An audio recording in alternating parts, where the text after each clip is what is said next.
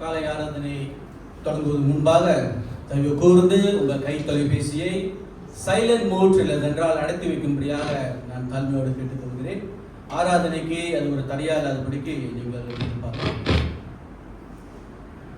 கண்களை மூடி ஒரு நிமிடம் உங்களுக்குள்ளே நீங்கள் செபித்துக் கொள்ளுங்கள். தேவனானவர் இந்த ஓய்வு நாளிலே உங்கள் எல்லோரையும் மிக பாதுகாப்புடனே ஆலயத்திற்குடியாக கூட்டி வந்திருக்கிறார். சமாதானத்தோடு பரிபூர்ணத்தோடு பணிந்து அவரை தொழுது கொள்ளும்படியாக உங்களுக்குள்ளே நீ ஆயத்து பண்ணிக்கொள்ளுங்கள். இன்று நமக்கு பரிசுத்த நற்கருணை வழங்கப்படும்.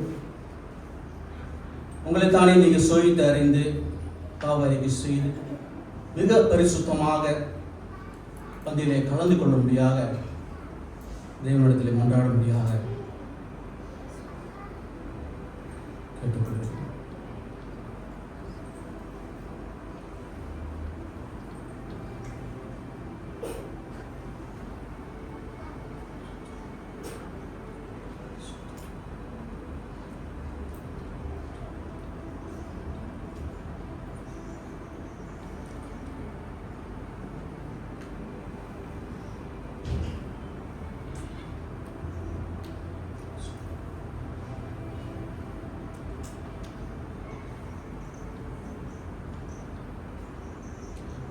வேதத்திலிருந்து 3 வசனங்களை நான் வாசிக்கிறேன். 100ஆம் சங்கீதம் வசனம் 1-3 வரை. பூமியின் குடிகளே, எல்லோரும் கர்த்தரை கம்பீரமாய் பாடுங்கள். மகிழ்ச்சியோடு கர்த்தருக்கு ஆராதனை செய்து ஆனந்த சத்தத்தோடு அவர் சந்நிதி முன் வாருங்கள். கர்த்தரே தேவன் என்று அறியுங்கள். நாம் அல்ல, அவரே நம்மை உண்டாக்கினார். நாம் அவர் ஜனங்களும் அவருடைய மேய்ச்சலின் ஆடுகளுமாய் இருக்கிறோம். நம்முடைய தேவன் நல்ல தேவனாக இருக்கிறார், பரிசுத்த தேவனாக இருக்கிறார், பரிபூர்ணத்தில் வீற்றிருக்கிற தேவனாக இருக்கிறார். அந்த பரிபூர்ணத்தில் வீற்றிருக்கிற தேவனை யாரோ எழுந்து நின்று தேவனுக்கே மகிமை, தேவனுக்கே மகிமை என்ற பாடலை நாம் பாடுவோம்.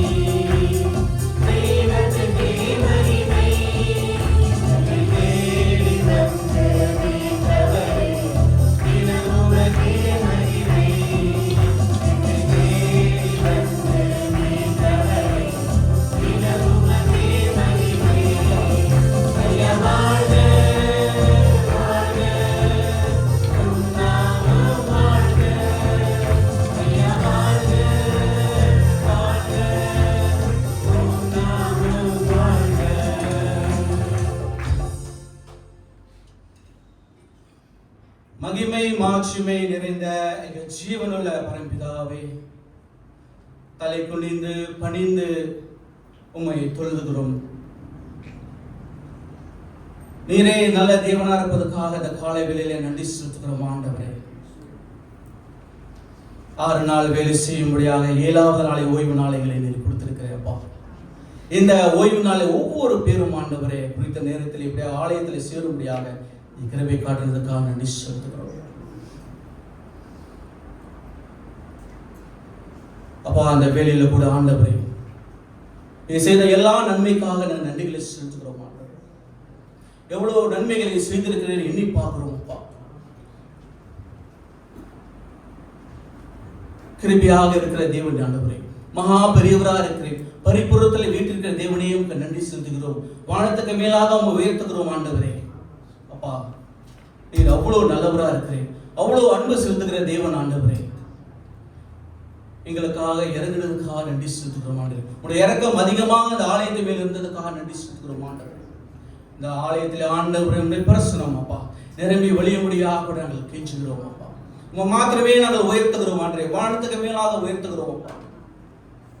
உங்களை மாத்திரமே நாங்கள் தொழுது கொள்கிறோம் ஆண்டவரே. நீரே ஒரே தேவன், வல்லமை உள்ள தேவனாக இருக்கிறதுக்காக நன்றி செலுத்துகிறோம். இந்த காலை வேலையில கூட ஆண்டவரே இப்படியாக ஊழியம் செய்கிற ஒவ்வொரு பிள்ளைகளுக்காக நாங்கள் சுபிக்கிறோம். இவரோட மத்தியிலே தங்கியிருக்குமா கூட சுபிக்கிறோம் அப்பா. உங்களுடைய நாம மகிமைக்கு மாத்திரமே இவர்கள் செய்ய அவர்களை காத்துக்கொள்ளணுமா கூட கெஞ்சுகிறோம். இந்த வேலையில கூட ஆண்டவரே செய்தி ஏந்தி வந்திருக்கிற மகனுக்காக நாங்கள் கெஞ்சுகிறோம் அப்பா. பாஸ்டர் ஜேம்ஸ் ராஜாக்காக நாங்கள் சுபிக்கிறோம். அந்த மகனோடு தங்கியிருந்ததுக்காக நன்றி செலுத்துகிறோம். அந்த மகன் கொண்டு வந்த அந்த வார்த்தையானது ஆண்டவரே, இந்த வார்த்தைக்கு உண்மை இருக்கிறது என்று பார்க்கிறோம் ஆண்டவரே. அந்த பரிசுத்தமான வார்த்தை நாங்கள் கேட்கும் பொழுது ஆண்டவரே, மாற வேண்டிய இடத்துல நாங்கள் மாற முடியாது ஆண்டவரே. நாங்கள் கெஞ்சுகிறோம். மாறுதலோடு வீடு திரும்புகிற பிள்ளைகளாக இருக்க ஆண்டவரே, எங்களை வழிநடத்துமாக நாங்கள் சொல்கிறோம். இந்த நாளை ஆசீர்வதற்காக நன்றி செலுத்துகிறோம். குற்றம் குறைகள் பாவங்கள் ஆண்டவரே யாவும் இருந்தால் நீ மன்னிக்க வேண்டுமாக கூட மன்றாட கெஞ்சுகிறோம். நீரை பருக வேண்டும், நாங்கள் சிறுக வேண்டும். சிறு ஜபத்தை ஆண்டவராக இயேசு கிறிஸ்து நாமத்திலே ஏறெடுக்கிறோம். எங்கள் ஜீவனுள்ள பரம்பிதாவே, அமருங்கள்.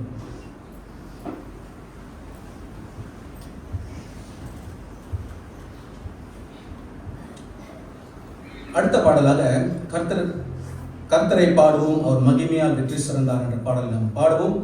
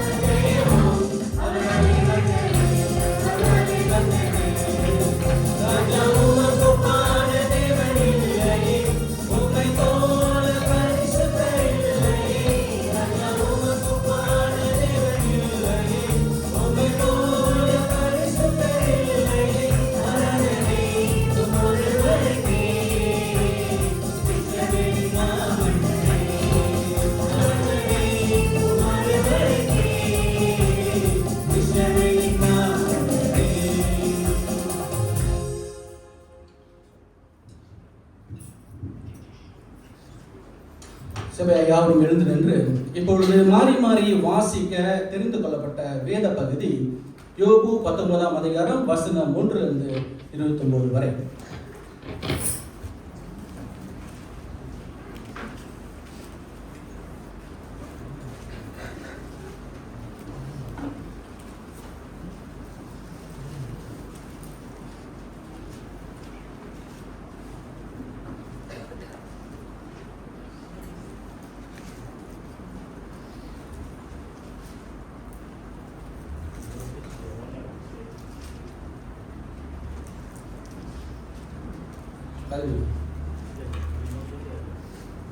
யோபு 19ஆம் அதிகாரம் வசனம் 1 to 29 வரை.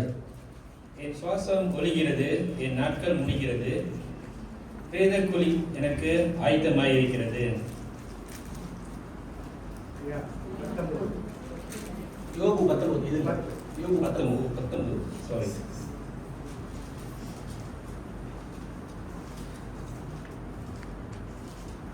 யோபு பிரதியுத்தரமாக, நீங்கள் எந்த மட்டும் என் ஆத்துமாவை வருத்தப்படுத்தி வார்த்தைகளினால் என்னை ஒடுக்குகிறீர்கள்.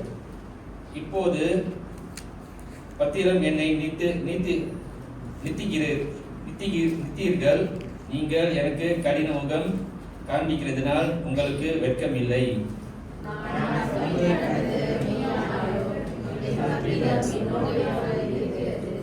நீங்கள் எனக்கு விரோதமாக பெருமை பாராட்டி எனக்கு நிந்தையாக என்னை கடிந்து கொள்ள வேண்டும் என்று இருப்பீர்கள்.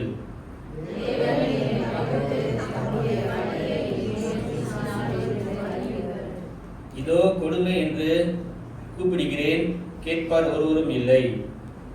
கூக்குரல்கிறேன், நியாய விசாரணை இல்லை.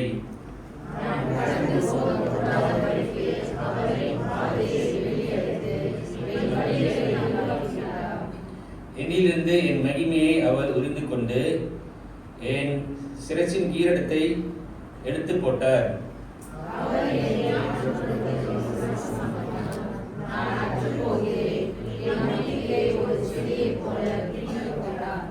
அவர் தமது கோபத்தை என் மேல் எரிய பண்ணினார். என்னை தம்முடைய சத்துருக்குள் ஒருவனாக எண்ணி கொள்ளுகிறார்.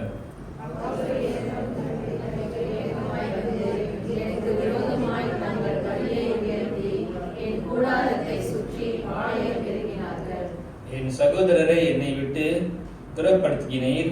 எனக்கு அறிமுகமானவர்கள் எனக்கு அந்நியரமாய் போனார்கள்.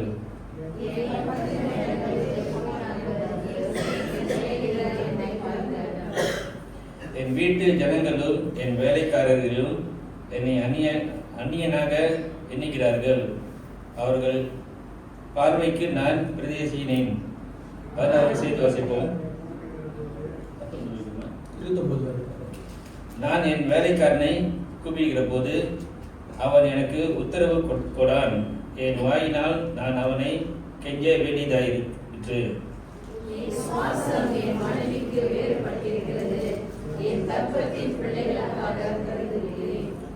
சிறு பிள்ளைகளும் என்னை அசட்ட பண்ணுகிறார்கள். நான் எழுந்தால் அவர்கள் எனக்கு விரோதமாய் பேசுகிறார்கள்.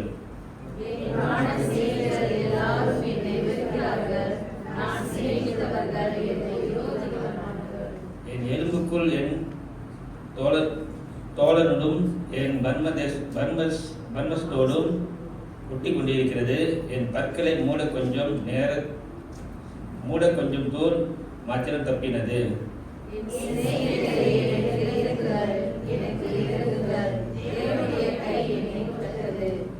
தேவனை போல் நீங்களும் என்னை துணைப்படுத்துவேன். என் மாம்சம் பட்சிக்கப்பட்டாலும் நீங்கள் திருப்தியா இருக்கிறது என்ன?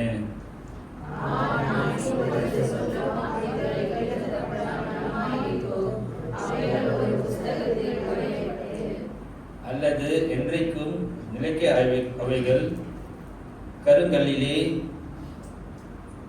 ஒளி வேடராகவும் ஈய எழுத்தாகவும் பதிந்தால் நலமாயிருக்கும்.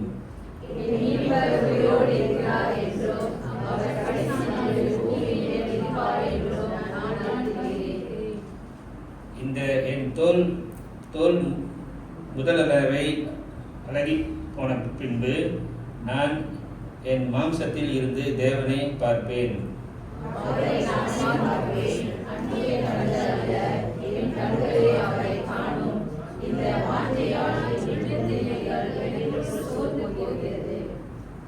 காரியத்தின் மூலம் எனக்கு கண்டுபிடிக்கப்படுகையில் நாம் ஏன் அவனை துன்படுத்துகிறோம் என்று நீங்கள் சொல்ல வேண்டியதாமே. 29 சேர்ந்து வாசிப்போம். பயப்படுங்கள், நீங்கள் அறிவு பொறுத்து மூர்க்கமானது பட்டத்தினால் உண்டாகும் ஆகத்திலே வரப்பண்ணும் என்றான். சபையார் யாவரும் அமரும்படியாக நான் கேட்டுக்கொள்கிறேன். தேவன் தாமே இந்த திருவசனத்தை ஆசீர்வதிப்பாராக.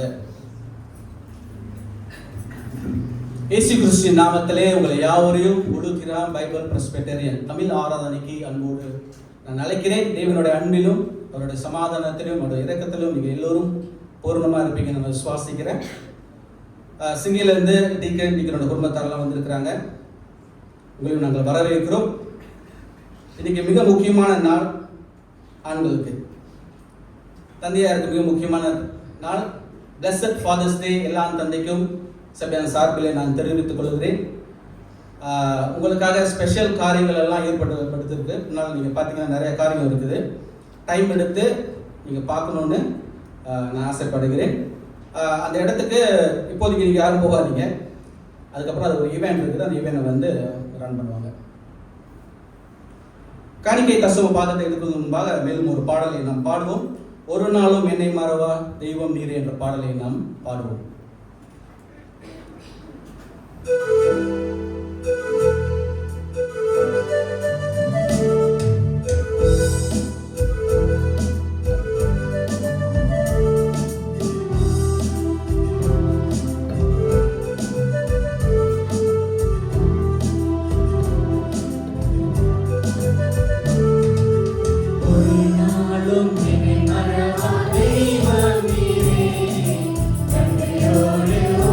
துதிக்கிறேன்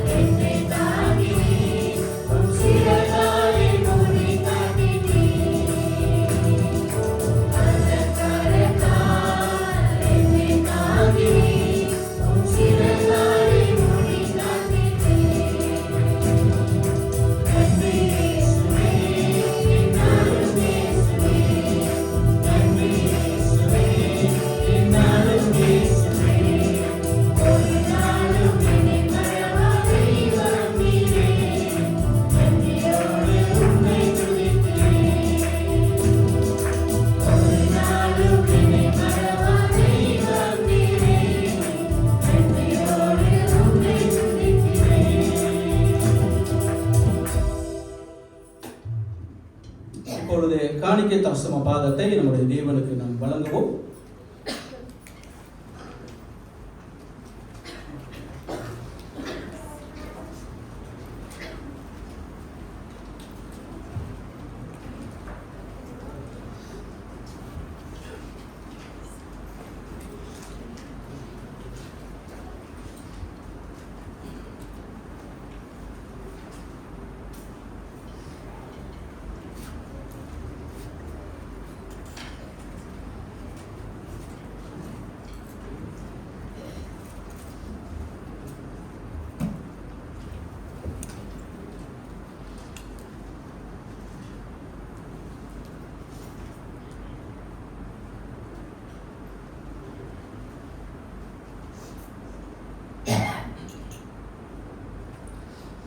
சொஸ்திர பாடலை நாம் பாடுவோம்.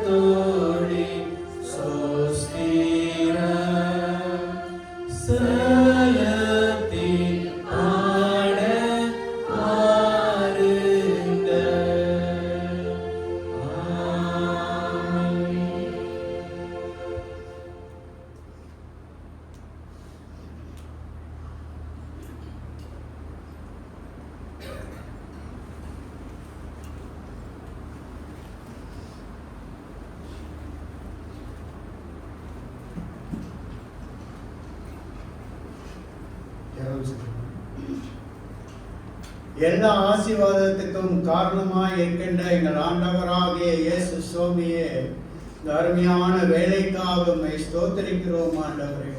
கடந்த நாட்கள் எங்களை அருமையாக நீர் வழிநடத்தினீர், பாதுகாப்பை தந்தீர், அதுக்காக உம்மை ஸ்தோத்திரிக்கிறோம் ஆண்டவரே. வேலை செய்ய பலத்தை தந்தீர், அதுக்காக நன்றி செலுத்துகிறோம் ஆண்டவரே.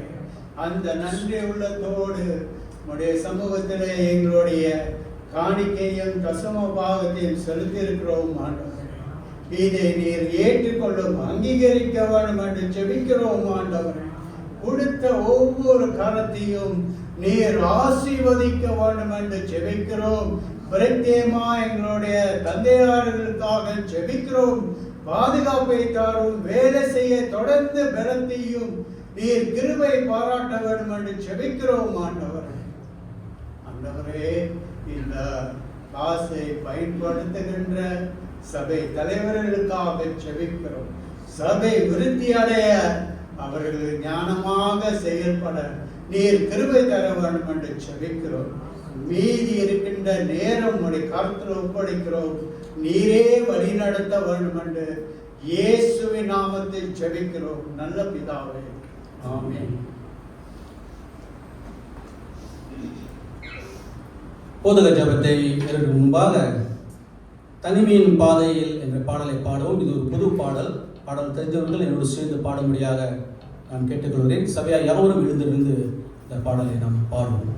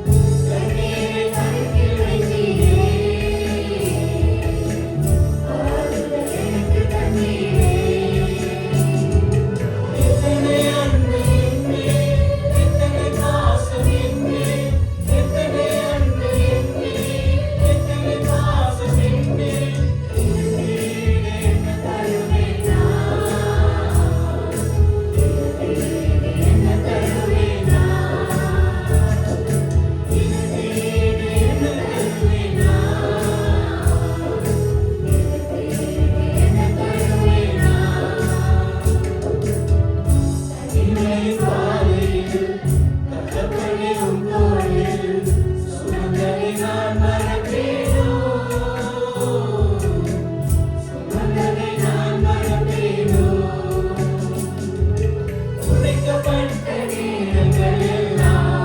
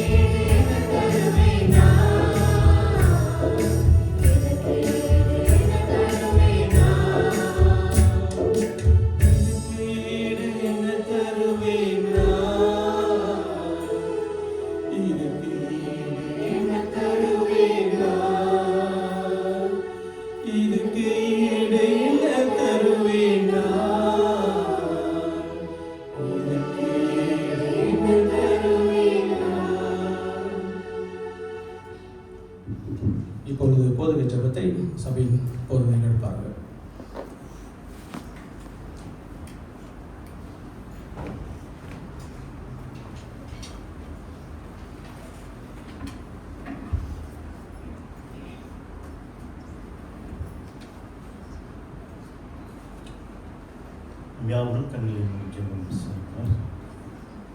எங்கள் அன்பின் பரலோக பிதாவே, நேற்றும் இன்றும் என்று மாறாத எங்கள் தேவனே, நாமத்தை உயர்த்தி ஸ்தோத்திரிக்கிறோம். வானாதி வானங்களுக்கும் சர்வ லோகத்திற்கும் அதிபதியாயிருக்கின்ற எங்கள் தேவாதி தேவனே, ராஜாதி ராஜனே, கர்த்தாதி கர்த்தாவே ஸ்தோத்திரிக்கிறோம். நீர் ஒருவரே பரிசுத்தர், நீர் ஒருவரே மகத்துவம் உள்ளவர், நீர் ஒருவரே ராஜரீகம் பண்ணுகிறவர். ஆண்டவரே, எங்களுக்கு இலவசமான இரட்சிப்பை அருளிய மீட்பெரும் இரட்சகரும் ஆகிய எங்கள் கிறிஸ்து இயேசுவே, எங்களை நீதியின் பாதையிலே நடத்துகின்ற பரிசுத்த ஆவியானவரே, ஸ்தோத்திரிக்கிறோம், ஸ்தோத்திரிக்கிறோம், ஸ்தோத்திரிக்கிறோம். ஆண்டவரே, நீர் எங்களுக்கு பாராட்டிய சகல கிருபையும் நினைத்த ஆண்டவரே உமக்கு நன்றி செலுத்துகிறோம். ஆண்டவரே, உம்முடைய பிள்ளைகளுக்கு சகாயராகவும், உம்முடைய பிள்ளைகளுக்கு அனுகூலமாகவும், உம்முடைய பிள்ளைகளுடைய கண்ணீரை பார்க்கின்ற தேவனாகவும் நீர் இருப்பதற்காகவும் ஸ்தோத்திரிக்கிறோம். அப்படியாக கர்த்தாவே, இந்த ஒரு வார காலம் உம்முடைய காக்கும் கரம் எங்களோடு கூட இருந்து எங்களை வழிநடத்தி வந்ததுக்காகவும் ஸ்தோத்திரிக்கிறோம். ஆண்டவரே, உம்முடைய கிருபை பெரிதாக இருப்பதற்காக ஸ்தோத்திரம். ஆண்டவரே, எங்கள் மேலே கர்த்தாவே நீ தயவுள்ளவராக இருந்து எங்களுடைய குற்றங்களை கர்த்தர் மன்னித்து எங்களுடைய மன்றாட்டை கர்த்தர் கேட்டதை நாங்கள் சொல்லிக்கிறோம். ஆண்டவரே, எங்களுடைய மத்தியிலே பலவீனப்பட்டிருக்கிற சுகவீனமாக இருக்கிற பிள்ளைகளுக்காக நாங்கள் சொல்லிக்கிறோம். விசேஷமாக ஆண்டவரே,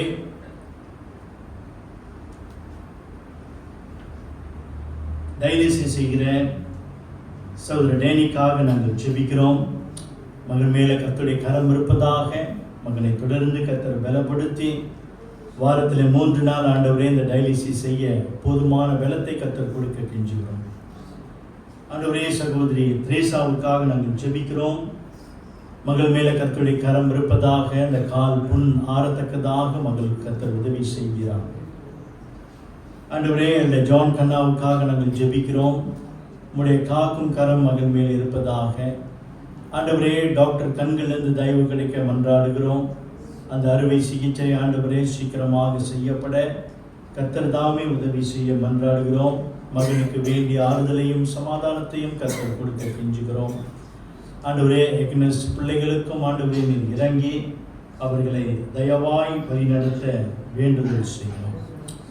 இப்படியாக ஆண்டவரே, மற்றும் பலவீனமாக இருக்கிற ஒவ்வொரு பிள்ளைகளையும் உடைய அன்பின் கரத்திலே நாங்கள் ஒப்புக் கொடுக்கிறோம். அவர்களுக்கு வேண்டிய பலம் தாரும், சுகம் தாரும். ஆண்டவரே கர்த்தாவே,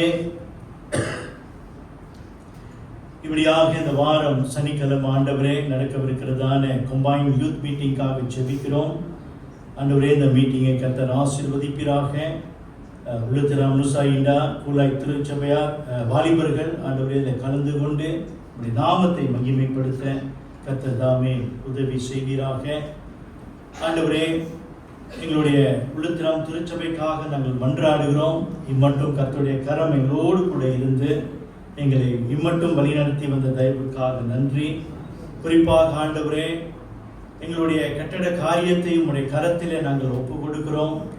ஆண்டவரே, காரியங்களை வாய்க்க பண்ணுகிற தேவன் நீர். ஆண்டவரே, அப்படியாக இந்த வாரத்திலே ஆண்டவரே ஒரு கட்டடத்தை நீர் எங்களுக்கு காண்பித்திருக்கிறீர், அதுக்காக நன்றி. ஆண்டவரே, அதுவே உங்களுக்கு சித்தமானால் கர்த்தாவே காரியங்களை கர்த்தர் வாய்க்க பண்ண நாங்கள் ஜெபிக்கிறோம். நாங்களும் தொடர்ந்து உற்சாகத்தோடு ஆண்டவரே ஜெபிக்க, பணத்தை சேர்க்க கர்த்தர் தாமே உதவி செய்வீராக. ஆண்டவரே, வேலை செய்கின்ற பிள்ளைகளுக்காக நாங்கள் மன்றாடுகிறோம். கர்த்தருடைய கரம் தொடர்ந்து அவர்களோடு கூட இருக்கட்டும். வேலை இடத்துல கர்த்தருடைய சமாதானமும் கர்த்தருடைய வழி நடத்துதலும் முதலாளி கண்களிலிருந்து அவர்களுக்கு தயவு கிடைப்பதாக. ஆண்டவரே, வேலை இடத்துல அவர்கள் எதிர்நோக்குகிறதான பலவிதமான அழுத்தங்கள் சவால்களை கர்த்தர் அறிந்திருக்கிறீர். ஆண்டவரே, உங்களுடைய பலன் அவர்களை மூடிக்கொள்ள நாங்கள் ஜெபிக்கிறோம். கர்த்தாவே, அவர்களுடைய வருமானத்தை கர்த்தர் ஆசீர்வதிக்க நாங்கள் ஜெபிக்கிறோம். வருமானத்தை அதிகரிக்க செய்ய நாங்கள் ஜெபிக்கிறோம். அந்த வருமானத்தின் வாயிலாக கர்த்தருக்கு கொடுக்க வேண்டியதை கர்த்தருக்கு கொடுக்கவும், தங்களுடைய குடும்பத்தை நடத்துவதற்கான எல்லா திராணியும் அவர்களுக்கு உண்டாகும்படிக்கு கர்த்தர் கிருபை பாராட்ட நாங்கள் ஜெபிக்கிறோம். கர்த்தாவே, படிக்கிற பிள்ளைகளுக்கு தொடர்ந்து ஞானம் தாங்க. இந்த பிள்ளைகள் கரிசனையோடு படிக்க, பாவத்தில் விழாதபடிக்கு சோதனைக்கு உட்பட பண்ணாதபடிக்கு ஆண்டவரே இந்த பிள்ளைகளை கர்த்தர் காத்தவர்களை நாங்கள் சொல்லிக்கிறோம். ஆண்டவரே கர்த்தாவே, இந்த வாரம் பிறந்த நாளை நினைவு கூறுகிற சகோதரன் இலாய சுராஜ் கருண்காவை ஜெபிக்கிறேன். ஆண்டவரே, மகனோடு கூட தங்கியிரும். இம்மட்டும் கர்த்தருடைய தயை மகனோடு கூட இருந்ததுக்காக நன்றி. வருகின்ற ஆண்டிலும் கர்த்தருடைய நன்மையை மகன் காணத்தக்கதாக ஆண்டவரே உம்முடைய ஊழிய பாதையிலே மகனை தயவாய் நடத்த வேண்டுதல் செய்கிறோம். கர்த்தாவே, இப்படியாக எங்கள் மத்தியிலே இருக்கிற ஒவ்வொரு குடும்பங்களுக்காக ஜெபிக்கிறோம். ஆண்டவரே, அவர்களை கர்த்தர் தொடர்ந்து நடத்துங்க. பலவிதமான இன்னல்களை, பலவிதமான போராட்டங்களை சந்தித்து கொண்டிருக்கிற ஒவ்வொரு பிள்ளைகளுக்கும் ஆண்டவரே நீர் இறங்கி அவர்களை தயவாய் நடத்த, இந்த குடும்பத்துக்கு ஆண்டவரே உம்முடைய ஆறுதலும் சமாதானமும் உம்முடைய வழி நடத்துதலும் அவர்களுக்கு பூரணமாய் விளங்க நாங்கள் ஜெபிக்கிறோம். கர்த்தாவே தேவனே, இப்படியாக எங்களுடைய இதர சபைகளில் நடக்கிற எல்லா ஊழியங்களையும் ஆராதனைகளையும் கர்த்தர் தயவாய் ஆசீர்வதித்து வழி நடத்த நாங்கள் வேண்டுதல் செய்கிறோம். இன்றைக்கும் ஆண்டவரே இந்த தந்தையர் தினத்தை ஆண்டவரே நாங்கள் நினைவு கூறுகிறோம். கர்த்தர் எங்களுக்கு கொடுத்த தந்தைமார்களுக்காக நன்றி. தொடர்ந்து கர்த்தாவே இன்றைக்கு வார்த்தை கொண்டு அவர்களோடு கூட இடைப்படும், அவர்களோடு கூட பேசும். ஆண்டவரே, தொடர்ந்து கர்த்தர் அவர்களுக்கு அழைத்த இந்த அழைப்பை அவர்கள் மனதார உணர்ந்து உம்மை தேட மகிமைப்படுத்த கர்த்தர் தாமே அவர்களுக்கு உதவி செய்வீராக. ஆண்டவரே, இன்றைக்கும் பரிசுத்த பந்திக்கு நாங்கள் வரவிருக்கிறோம். எங்களுடைய உள்ளங்களை நாங்கள் ஆராய்ந்து பார்க்க கர்த்தர் எங்களுக்கு உதவி செய்வீராக. எங்களுடைய தேசத்தையும் உடைய கரத்திலே ஒப்புக் கொடுக்கிறோம். எங்களுடைய நாட்டு தலைவர்களையும் கர்த்தர் தயவாய் நடத்தும். ஆண்டவரே கர்த்தாவே, சிறு பிள்ளைகள் ஊழியத்தையும் கர்த்தர் தயவாய் ஆசீர்வதியும். தகப்பனே, எங்களை தாழ்த்தி உடைய கரத்திலே ஒப்புக் கொடுக்கிறோம். நீர்தாமே எங்களுக்கு கிருபை பாராட்டி எங்களை தயவாய் வழிநடத்தும்படி ஆண்டவரே, இன்றைக்கு உம்முடைய பேசப்படுகிற அந்த வார்த்தையின் வாயிலாக ஆண்டவரே எங்களுடைய இருதயத்தை நாங்கள் தாழ்த்தி உம்முடைய வார்த்தையை ஏற்றுக்கொண்டு அதன்படி வாழ எங்களுக்கு உதவித்தார். எங்கள் ஒவ்வொருவரையும் உடைய அன்பின் கரத்திலே ஒப்புக் கொடுக்கிறோம். இயேசுவின் இன்ப நாமத்திலே இந்த ஜெபத்தை எடுக்கிறோம் ஜீவனுள்ள நல்ல பிதாவே, ஆமென். அமருங்கள்.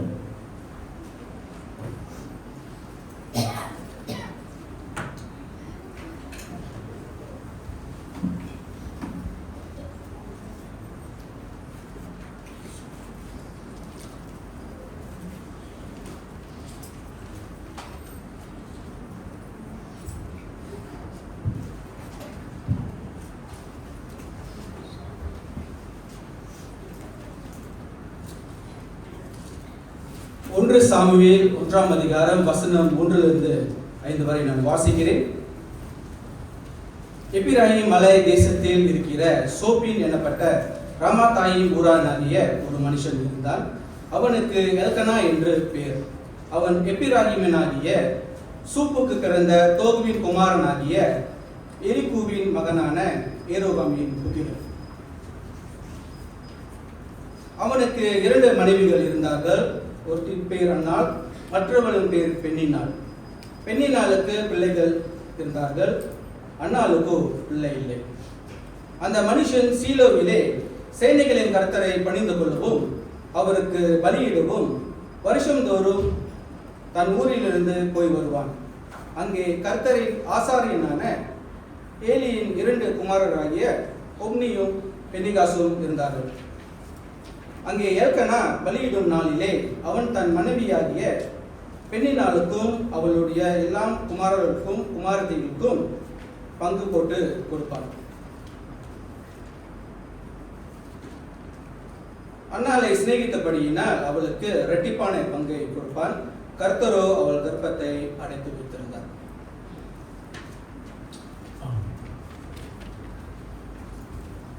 கர்த்தருடைய நாமத்துக்கு ஸ்தோத்திரம். தந்தைமார் யாவருக்கும் தந்தையார் தின வாழ்த்துக்கள். Blessed Father's Day. சிங்கப்பூர்லேருந்து வந்திருக்கிறேன். இன்றைக்கி சேம் மோலியன் உங்களை எதிர்பார்க்கல. ஸோ இன்றைக்கி ஃபாதர்ஸ் டே இங்கே இருப்பீங்க அப்படின்னு ரொம்ப சந்தோஷம். ஸோ ஃபாதர்ஸ்க்கு தகப்பன்மார்களுக்கு ஒரு முக்கியமான ஒரு செய்தி இன்றைக்கு உங்களுக்கு வழங்க விரும்புகின்றேன். ஒவ்வொரு பிள்ளைகளும் சிறு பிள்ளைகள் நீங்கள் வந்து பார்க்கும்போது அவங்களுடைய வாழ்க்கையை உங்கள் அப்பா குறித்து நீங்கள் சொல்லுங்கள் அப்படின்னு சொல்லும்போது பெரும்பாலும் நீங்கள் பார்த்தீங்கன்னா அந்த 2வது பகுதியை விட்டுருங்க. இது இன்னொரு நாள் பேசுகிறேன் நான். அந்த முதல் பகுதியை வரும். Sons first hero. பிள்ளைக்கு வந்து தகப்பன் தான் ஹீரோ, சரிங்களா? ஸோ இது வந்து எப்போ சொல்லுவாங்க அப்படின்னா சின்ன பிள்ளையாக இருக்கும்போது, விவரம் தெரியாதப்போ. ஏன்னா அவங்க அப்பா தான் ஹீரோ எல்லாத்துக்கும், சரியா? தூக்குறதுலேருந்து உதைக்கிறதுலேருந்து சாப்பாடு கொடுக்குறது எல்லாமே. ஸோ அப்பா தான் ஹீரோ. அப்புறம் கொஞ்சம் வாலிபன் ஆகிட்ட பிறகு அந்த ஹீரோலாம் மறந்துடுவாங்க. அப்புறம் கொஞ்சம் வயசானோடனே ஹீரோலேருந்து அவர் வந்து 0 ஆகிடுவார். அப்புறம் கடைசியில் முதிர் வயதாகும்போது அப்போ தான் அந்த சன் வந்து மகன் வந்து உணர்வான், எங்கள் அப்பா தான் ஹீரோ அப்படின்னு. அநேக குடும்பத்தில் நம்ம வந்து பார்க்குறோம், ஹீரோவாக இருக்க வேண்டிய அப்பாமார்கள் அல்லது தகப்பன்மார்கள் பிள்ளைகளுக்கு அப்படியாக ஒரு நாயகனாக ஒரு ஹீரோவாக இருக்க முடியல. பல நேரத்தில் அவங்க வந்து தோல்வி அடைகிறத நம்ம வந்து பார்க்குறோம். அது காரணம் என்னன்னா, ஒரு பெரிய தாக்கத்தை அவர்களால் உண்டு பண்ண முடியல. தங்களோட பிள்ளைகளுடைய வாழ்க்கையில் ஒரு பெரிய கிரேட் இம்பேக்ட் வந்து கொடுக்க முடியல. ஆனால் இன்றைக்கு தேவனுடைய பிள்ளைகளாகிய தகப்பன்மார்களே, இன்றைக்கு தேவன் என்ன விரும்புகிறார் அப்படின்னு நம்ம வந்து பார்க்கும்போது, ஒரு பெரிய தாக்கத்தை ஏற்படுத்துகிற தந்தைமார்களை தேவன் எதிர்பார்க்கிறார். உங்களுடைய பிள்ளைகளுடைய வாழ்க்கையில ஒரு பெரிய தாக்கம், ஒரு கிரேட் இம்பேக்ட், அது குறிப்பாக இந்த ஆவிக்குரிய தாக்கத்தை ஏற்படுத்த தேவன் விரும்புகின்றார். பெரிய தாக்கத்தை உண்டு பண்ணுவதற்கு முதலாவது நம்ம வந்து பார்க்கிறோம், கர்த்தருக்கு காத்திருக்கிற தந்தையாக இருக்க வேண்டும். இது எல்கானாவுடைய வாழ்க்கை நமக்கு எல்லாம் தெரியும். பல முறை நம்ம இந்த வார்த்தை, இந்த பகுதியை நம்ம வந்து வாசித்திருக்கிறோம். அன்னாள் என்பவளை நமக்கு வந்து தெரியும். பிள்ளைக்காக அவர் வந்து ஜெபித்தால். அன்னாருடைய கணவர் வந்து எல்கானா பார்க்கிறோம். அந்த முதல் வசனங்கள்ல 2வது வசனத்திலையும் நம்ம வந்து பார்க்கும்போது, எல்கானா அவர் இங்கிருந்து வருகிறார், ஒரு லேவி கோத்திரத்தான். அடுத்தது நம்ம வந்து பார்க்க 2வது வசனத்துல, அவனுக்கு 2 மனைவிகள் இருந்தார்கள். ஒருத்தி பேர் அன்னாள், மற்றவள் பேர் பெனினாள். பெனினாளுக்கு பிள்ளைகள் இருந்தார்கள், அன்னாளுக்கும் பிள்ளைகள் இல்லை அப்படின்னு சொல்லப்படுகிறது.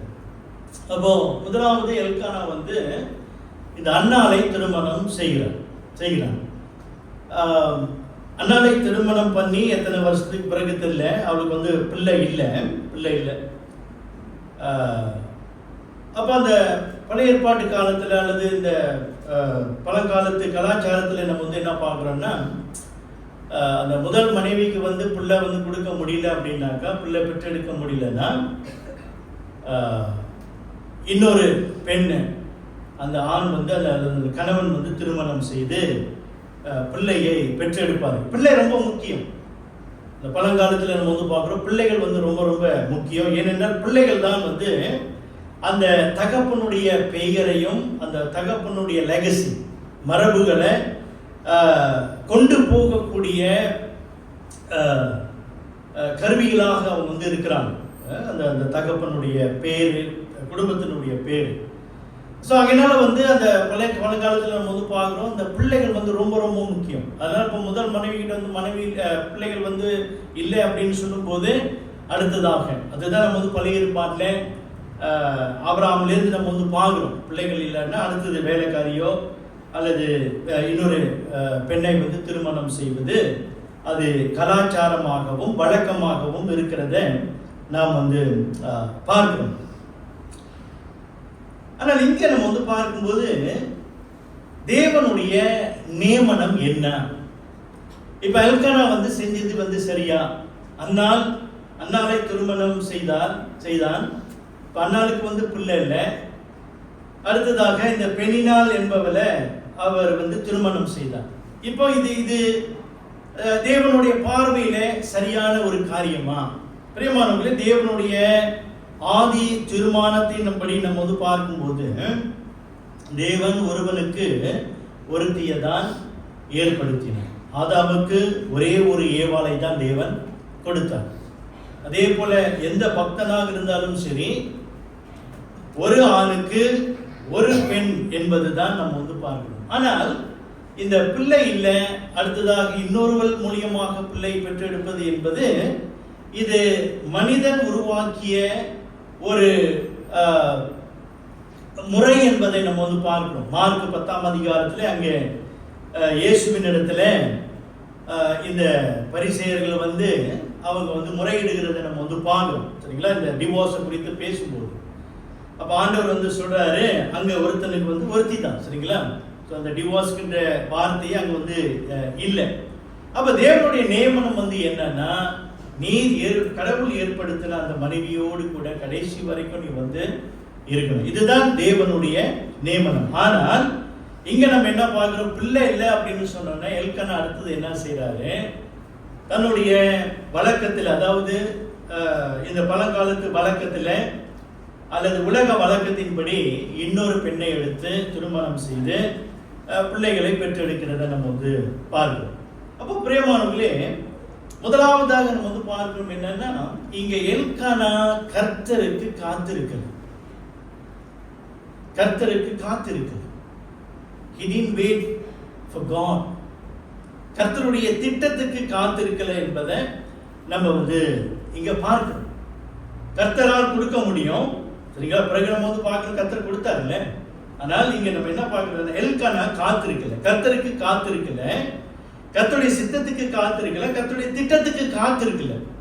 மாறாக தன்னுடைய புத்தியில, தன்னுடைய யுக்தியில, தன்னுடைய ஞானத்துல, உலகத்தின் வழக்கின்படியே அவர் முயற்சி செய்து பிள்ளைகளை பெற்றெடுக்கிறத நம்ம வந்து பார்க்கிறோம். இப்போ என்ன நடக்குதுன்னா பாருங்க, அவன் காத்திருக்காததுனால, கர்த்தருக்கு காத்திருக்காததுனால என்ன நடக்குது?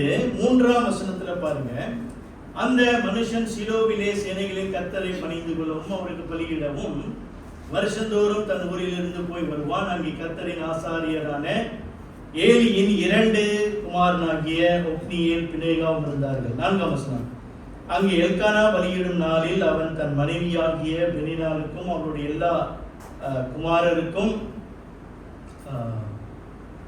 குமாரத்திகளுக்கும் பங்கு போட்டு கொடுப்பான்.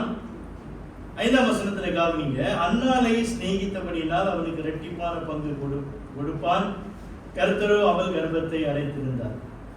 ஓகே. 6ஆம் வசனத்துல, கர்த்தர் அவள் கர்ப்பத்தை அடைந்திருந்தபடினா அவளுடைய சக்கலத்தி யாரு? பெனினாள். அவள் துக்கப்படும்படியாக அவளை மிகவும் விசனப்படுத்துவாள்.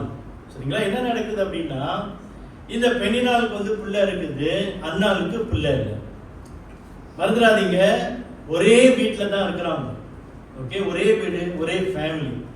ஆனால் என்ன நடக்குதுன்னா, எல்கானா கர்த்தருக்கு காத்திருக்காத போது, கர்த்தருடைய சித்தத்துக்கும் கர்த்தருடைய திட்டத்துக்கும் காத்திருக்காத போது, இங்க குடும்பத்துல ஒரு குழப்பம் ஏற்படுகிறத நம்ம வந்து பார்க்கிறோம். ஒரு மெஸ்ஸியான ஒரு ஃபேமிலி இங்க வந்து உண்டாகிறத நம்ம வந்து பார்க்கிறோம். அதாவது பெனினாள் அன்னாளை வந்து கனப்படுத்துகிறது இல்லை, பரியாசம் பண்ணுகிறவர்களாகவும் துக்கப்படுத்துகிறவர்களாகவும் இருக்கிறத நம்ம விசனப்படுத்துகிறவர்களாகவும் இருக்கிறத நம்ம வந்து பார்க்கணும். சரியா? அவனுக்கு வந்து பிள்ளை இல்லை அப்படின்னு எல்லாம் சொல்லி சொல்லி அவமானப்படுத்தி, கொஞ்சம் யோசிச்சு பாருங்க, நீங்க அந்த குடும்பம் எப்படி இருந்திருக்கும், எப்படி இருக்கும் இல்ல? ஒரே வீட்டுல இந்த பெண்ணை பார்த்து குறைவா பேசும்போது, அப்புறம் இந்த பிள்ளைகள் பெற்றிருக்கிற இந்த பிள்ளைகள் இருக்கிற அந்த வீடு, அந்த பிள்ளைகள் இந்த அண்ணாளை பார்த்து எப்படி பார்த்திருப்பாங்க இல்ல? அதெல்லாம் நம்ம வந்து கொஞ்சம் யூகித்து பார்க்கலாம். அதெல்லாம் ரொம்ப ரொம்ப குழப்பம் நிறைந்த ஒரு குடும்பமாக அங்கே காணப்படுகிறத நம்ம வந்து பார்க்கலாம். அப்போ பிரியமானவர்களே, என்னன்னா, கர்த்தருடைய சித்தத்துக்கும் கர்த்தருடைய திட்டத்துக்கும் காத்திருக்காத போது ஒரு குழப்பம் நிறைந்த குடும்பத்தை அங்கே நாம் பார்க்கிறோம். ஒரு குழப்பம் நிறைந்த குடும்பம், உருவாக வாய்ப்பு அதிகமாக இருக்கின்றதை நம்ம வந்து பார்க்கணும். இப்ப ஆபிரகாம் சாராளை நம்ம வந்து எடுத்துக்கொண்டால் அங்கேயும் அதே தான் நடக்குது. ஆண்டவர் வந்து ஆபிரகாமை அழைக்கும் பொழுது ஆதியாகமம் 12ஆம் அதிகாரத்துல ஆண்டவர் வந்து அழைக்கிறாரு, உனக்கு வாக்குத்தத்தம் எல்லாம் கொடுத்தார், வாக்குத்தத்தம் வந்து கொடுத்தார், பெரிய ஜாதியாகவும் உன்னை ஆசீர்வதிப்பேன் என்று ஆண்டவர் வந்து வாக்கு கொடுத்தார். ஆனால் ஆண்டவர் கொடுத்த அந்த வாக்குக்கு ஆபிரகாம் காத்திருக்கல. பிறகு நம்ம வந்து பார்க்கிறோம் சாராய் மூலியமாக பிள்ளையை பெற்றெடுக்கிறார். அப்புறம் அதன் பிறகு நம்ம வந்து பார்க்கிறோம் அங்கேயும் இதே பிரச்சனை தான், சரியா, இதே பிரச்சனை தான். அப்புறம் நம்ம வந்து பார்க்கிறோம் யாக்கோபை பார்க்கிறோம், ராகேல் லேயால் அவங்களுக்கு 2 பேர் 2 வேலைக்காரிய உருவாக்கி நீ பிள்ளை பெற்றுக்க முடியுமா, நான் பிள்ளையை பெற்றுக்க முடியுமா, போட்டு பெரிய குழப்பம். கர்த்தருக்கு காத்திருக்காத போது அங்கே குழப்பம் ஏற்படுகிறத நாம் வந்து பார்க்கிறோம். பிரியமானவர்களே, தகப்பன்மார் இன்றைக்கு நாம் வந்து தெரிந்து கொள்ளணும். இன்னைக்கு தேவன் நமக்கு வந்து ஒரு குடும்பத்தை கொடுத்திருக்கிறார் அப்படின்னு சொல்லும் பொழுது அந்த குடும்பத்தினுடைய நோக்கம் என்ன, குறிப்பாக தகப்பன்மாருடைய நோக்கம் என்ன? மல்கியா 2ஆம் அதிகாரத்துல 15ஆம் வசனத்துல இப்படியாக வாசிக்கிறோம். மலக்காய் chapter 2 verse 15. மல்கியா 2:15 வாசிங்க. அவர் ஒருவனை அல்லவா படைத்தார், ஆவி அவரிடத்தில் பரிபூர்ணமாய் இருந்ததே, பின்னே ஏன் ஒருவனை படைத்தார்? தேவ பக்தியுள்ள சந்ததியை பெறும்படித்தானே. ஆகையால் ஒருவனும் தன் இள வயதின் மனைவிக்கு விரோகம் பண்ணாதபடிக்கு உங்கள் ஆவி குறித்து எச்சரிக்கையாய் இருங்கள். அங்க வந்து பாருங்க, தேவ பக்தியுள்ள சந்ததியை பெரும்படிதானே அப்படின்னு பாருங்க. godly seed. சோ அப்ப குடும்பத்தினுடைய நோக்கம், குடும்ப தலைவர்கள் நம்ம என்ன புரிந்து கொள்ளணும்னா, தேவன் நமக்கு ஒரு மனைவியை கொடுத்து நமக்கு ஒரு குடும்பத்தை ஏற்படுத்தி கொடுத்திருக்கிறார் அப்படின்னு சொல்லும்போது ஒரு பக்தியுள்ள சந்ததியை நம்ம வந்து உருவாக்குவதற்கு, பக்தியுள்ள சந்ததியை உருவாக்குவதற்கு நம்ம வந்து மறந்துட கூடாது. சங்கீதம் 127:1 வசனத்துல சொல்வது போல, கர்த்தர் வீட்டை கட்டாராகில் அதை கட்டுகிறவன் பிரயாசம் விருதம். சரிங்களா? கர்த்தர் நம்முடைய வீட்டை கட்டணும், கர்த்தர் நம்முடைய குடும்பத்தை கட்டணும்.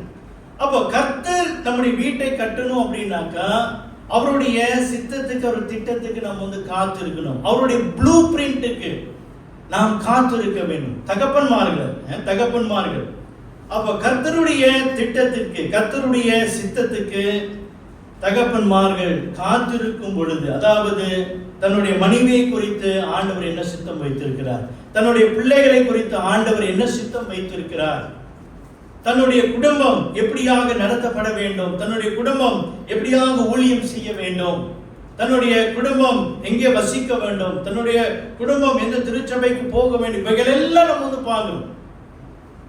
பிள்ளைகள் யாரை திருமணம் பண்ண வேண்டும், எங்க படிக்கணும், என்ன படிக்கணும், இவைகள் எல்லாம் வந்து தேவனுடைய சித்தத்துக்குள்ளாக இருக்கிறது, தேவனுடைய ப்ளூ பிரிண்ட்ல வந்து இருக்குது. அப்போ அந்த திட்டத்தை, அந்த சித்தத்தை அறிந்து கொள்வது யாருடைய கடமை? தகப்பன்மாருடைய கடமை. ஏன்னா அவங்க தான் குடும்பத்தினுடைய தலைவர், குடும்பத்தினுடைய தலைவர்கள். அவர்கள் கர்த்தராகிய இயேசு கிறிஸ்துவுக்கு காத்திருக்க வேண்டும். அப்போ நம்முடைய குடும்பத்தை கர்த்தருடைய திட்டத்தின்படி, கர்த்தருடைய சித்தத்தின்படி நாம் நடத்தும் போது அங்கே குழப்பம் வராமல் நாம் வந்து தடுக்கலாம். பிரியமானவர்களே, தகப்பன்மார்களே, நீங்கள் இன்றைக்கே புரிந்து கொள்ள வேண்டும், தேவன் உங்களிடத்திலிருந்து என்ன எதிர்பார்க்கிறார் என்றால், கர்த்தருக்கு காத்திருக்கிற பிள்ளைகளாக, கர்த்தருக்கு காத்திருக்கிற தகப்பன்மார்களாக. இன்றைக்கு உலகம் இப்படியாக செய்கிறது, இதுதான் உலகத்தினுடைய வழக்கம், என்னுடைய திருச்சபையில இவங்க இப்படிதான் செஞ்சாங்க, அல்லது எனக்கு இப்படிதான் விருப்பம், என்னுடைய பிள்ளைகளை நான் இப்படிதான் நடத்துவேன், என்னுடைய பிள்ளைகளை நான் இப்படிதான் வளர்ப்பேன் அப்படின்னு இல்லை. கடவுள் நமக்கு ஒரு ப்ளூ பிரிண்ட் வச்சு, அதுதான் அவருடைய வேதம். அப்ப இந்த வேதத்தை நம்ம வந்து தியானித்து, கர்த்தர் நம்முடைய பிள்ளைகளுக்கு, மனைவிக்கு என்ன திட்டம் வைத்திருக்கிறார் என்பதை இன்றைக்கு கர்த்தருக்கு காத்திருந்து நம்ம வந்து செயல்படும். நம்மளுடைய உணர்ச்சி பூர்வமாக நம்ம செயல்படவே கூடாது. அல்லது நம்முடைய கண்கள் பார்ப்பது போல நாம் செயல்பட கூடாது.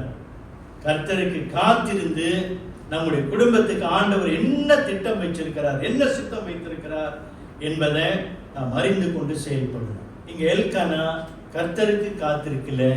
ஆகினால் என்ன நடந்தது? ஒரு மெஸ்ஸியான ஃபேமிலி, ஒரு குழப்பம் நிறைந்த ஒரு குடும்பத்தை அவர் சந்திக்க வேண்டியதாக இருந்தது. அந்த குடும்பத்தை, மெஸ்ஸியான ஒரு குடும்பத்தை நடத்த வேண்டிய ஒரு சூழ்நிலை ஏற்பட்டது. பிரியமானவர்களே, தகப்பன்மார்களே, இன்றைக்கு தேவன் முதலாவது உங்களிடத்துல என்ன எதிர்பார்க்கிறார் என்று கர்த்தருக்கு காத்திருங்க. இந்த வேதத்தை நீங்க தியானிக்கணும். கர்த்தருடைய பாதத்திலே அமர்ந்து, ஆண்டவரே என்னுடைய குடும்பத்துக்கு நீங்க என்ன சித்தம் வச்சிருக்கிறீங்க என்பதை, அவருடைய திட்டத்தை நீங்க தெரிந்து கொண்டு உங்களுடைய குடும்பத்தை நீங்க நடத்த வேண்டும். யோபுவை பாருங்க, அதிகாலமே எழுந்து தன்னுடைய குடும்பத்துக்காக அவர் பலியிடுகிறத நம்ம பார்க்கணும். அதே போல இன்னைக்கு எத்தனை தகப்பன்மார்கள் தேவனை நோக்கி, ஆண்டவரே என்னுடைய குடும்பத்துக்கு உங்களுடைய சித்தம் என்ன, உங்களுடைய திட்டம் என்ன என்பதை கேட்கின்றவர்களாக நம்ம இருக்கிறோம். இரண்டாவதாக நம்ம பார்க்கிறோம், ஒரு பெரிய தாக்கத்தை நம்முடைய குடும்பத்துல, அதாவது பிள்ளைகள் மத்தியில நம்ம தாக்கத்தை உண்டாக்கணும் அப்படின்னாக்கா, இரண்டாவதாக நம்ம பார்க்கிறோம், father who devoted in worship, ஆராதனை மட்டுமல்ல, தேவனை சேவிப்பதிலே அர்ப்பணிக்கிற ஒரு தந்தையாக காணப்படணும். மூன்றாவது வசனத்தை பாருங்க, அந்த மனுஷன் சீலோவிலே சேனைகளின் கர்த்தரை பணிந்து கொள்ளவும் அவருக்கு பலியிடவும் வருஷந்தோறும் தன் ஊரில் இருந்து போய் வருவான். அங்கே கர்த்தரின் ஆசாரியனான ஏலியின் 2 குமாரனாகிய ஒப்னியும் பினேகாசும் இருந்தார்கள். இங்கே எல்கானா ஒரு மெஸ்ஸியான குடும்பம் இருக்குதான், குழப்பம் நிறைந்த ஒரு குடும்பம். 2 மனைவிகள் கூட எப்போதும் சண்டை, சரிங்களா? பிள்ளைகள் அவங்க எப்படி இருக்காங்க நமக்கு தெரியாது. ஆனா என்ன பார்க்கிறோம்னா, கர்த்தரை தொழுது கொள்வதில் எல்கானா உறுதியாக இருந்தார். இல்ல, எப்படியாவது கூட்டி சேர்த்து அவரு அங்க சீலோவுக்கு, ஓகே, ஏறத்தாழ ராமால இருக்கிறாங்க இவங்க. சீலோ ஏறத்தாழ 24 கிலோமீட்டர்ஸ். ஸோ கூட்டிக்கிட்டு பயணப்பட்டு போகிறத நம்ம பார்க்கணும். ஸோ இந்த தேவனை தொழுது கொள்வது இது தேவன் கொடுத்த ஒரு கட்டளை. ஓகே, உபாகமம் 12ஆம் அதிகாரத்தில் நம்ம வாசிக்கும் போது அங்கே ஆண்டவர் சொல்ற, நான் நியமிக்கும் ஒரு இடத்துல இஸ்ரவேல் புத்திரராகி நீங்கள் எல்லாரும் அங்கே போய் என்னை சேவிக்கணும், அங்கே பலி செலுத்தணும் என்பதை ஆண்டவர் அங்கேயே கட்டளை கொடுத்தார். அப்ப பாருங்க, எல்கானா அந்த கட்டளைக்கு உண்மையா இருக்கிறார். தேவனை தொழுது கொள்வதில் அவர் சாக்கு போக்கு சொல்லணும். என்னுடைய குடும்பம் பாரு மெஸ்ஸியா கிடக்குது, குழப்பமா கிடக்குது, உடைஞ்சு போயிருக்குது அப்படின்னு சொல்லிட்டு அவர் தேவனை ஆராதிக்கல அப்படின்னு இல்லை.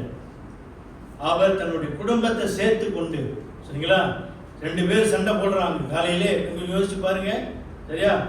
எல்கானா சொல்றாரு, அண்ணாலே பெண்ணினாலே நாளைக்கு காலையில கிளம்பிருங்க, 5 மணிக்கெல்லாம் நம்ம சீலோவுக்கு போறோம் தேவனை ஆராதிக்க. 2 பேருக்கு என்ன நடந்திருக்குன்னு நினைக்கிறீங்க?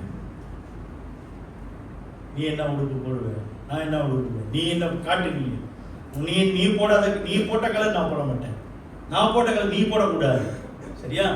காலையிலேயே பிரச்சனை நடந்திருக்கும். ஆனா பாருங்க, எல்கானா 24 கிலோமீட்டர்ஸ், 24 கிலோமீட்டர்ஸ் தொலைவில் ஆராதிக்க, தேவனை தொழுது கொள்ள அவர் என்ன செய்யறாரு? குடும்பத்தை கூட்டிட்டு போகிறத நம்ம பார்க்கிறோம். பிரியமானவர்களே, இந்த வசனத்தை நான் தியானிக்கும் போது ஏன் திடீர்னு அந்த 3ஆம் வசனத்துல அந்த 2வது பகுதியில அங்கே கர்த்தரின் ஆசாரியரான ஏலியின் 2 குமாரராகிய ஒப்னியும் பினேகாசும் இருந்தார்கள். ஏன் இங்க இந்த எழுத்தாளர் இந்த ஆசாரியருடைய ஏலி குடும்பத்தை கொண்டு வந்தாரு அப்படின்னு கொஞ்சம் யோசிக்க வைத்தது. எல்கானா குடும்பத்தை கூட்டிட்டு தேவனை போய் ஆராதிக்க போறாரு. ஆனா இவங்க அங்கதானே இருப்பாங்க, ஆசாரியன்னா அங்கதானே வந்து இருக்கணும். ஆனா ஏன் குறிப்பிட்டு ஏலி 2 குமாரராகிய ஒப்னியும் பினேகாசும் இருந்தார்கள் அப்படின்னு அங்கே எழுதப்பட்டிருக்கிறது.